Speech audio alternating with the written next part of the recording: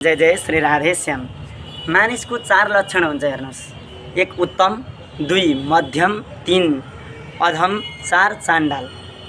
र उत्तम मानिसको लक्षण के बताइएको छ, मध्यमको के बताइएको छ, अधमको के बताइएको छ, चाण्डालको के बताइएको छ त शास्त्रमा भन्दाखेरि उत्तमेषु क्षणम कोप मध्यमे घटिका द्वयम अधमे स्यात् अहोरात्रम चाण्डाले मरणान्तिकम।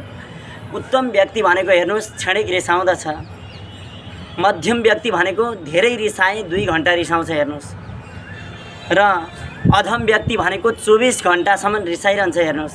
र चाण्डाल व्यक्ति कस्तो हुन्छ भने चाण्डाल व्यक्ति हेर्नुस् झगडा गरेको छ तर त्यो मरेर जबसम्म गएको छैन तबसम्म पनि ऊ रिसाएर बस्छ हेर्नुस्। त्यसकारणले चाण्डाल व्यक्ति बन्नु हुँदैन हेर्नुस्। हामी भनेको कस्तो व्यक्ति बन्नुपर्दछ भने उत्तम अथवा मध्यम हेर्नुस्।